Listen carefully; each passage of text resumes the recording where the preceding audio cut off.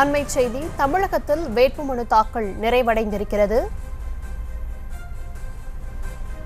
April 19ஆம் தேதி தமிழகத்தில் மக்களவைத் தேர்தல் வாக்குப்பதிவு நடைபெற இருக்கக்கூடிய சூழலில் வேட்புமனு தாக்கல் இன்றுடன் நிறைவடைந்திருக்கிறது. கூடுதல் விவரங்களை தர இருக்கிறார் செய்தியாளர் பாரிகார்த்திக். விவரம்.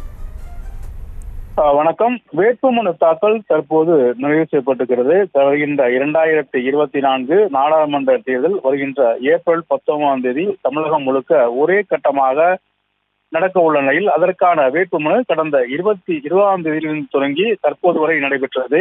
தற்போது 3 மணி வரை இந்த வேட்புமனுவானது தமிழகம் முழுக்க நடைபெற்ற நிலையில் கிட்டத்தட்ட 237 வேட்புமனுக்கள் பெறப்பட்டிருக்கின்றன. தமிழகம் முழுக்க இருக்கக்கூடிய 39 தொகுதியில் 837 வேட்புமனுக்கள் பெறப்பட்டிருக்கின்றன. அதில் அதிகபட்சமாக வடசென்னை தொகுதியில் 31 வேட்புமனுக்கள் பெறப்பட்டிருக்கின்றன.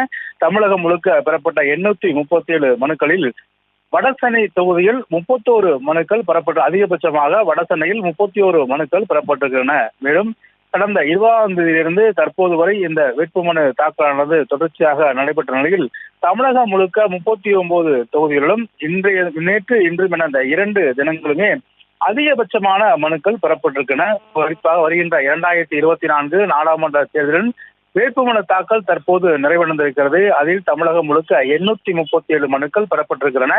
அதிகபட்சமாக வடசென்னையில் 31 மனுக்களும் பெறப்பட்டிருக்கின்றன. வருகின்ற ஏப்ரல் 19ஆம் தேதி தேர்தலானது நடைபெறும் நிலையில் தமிழகம் இருக்கக்கூடிய 39 தொகுதிகளுக்கான வேட்புமனு தாக்கல் தற்போது நிறைவு செய்யப்பட்டிருக்கிறது.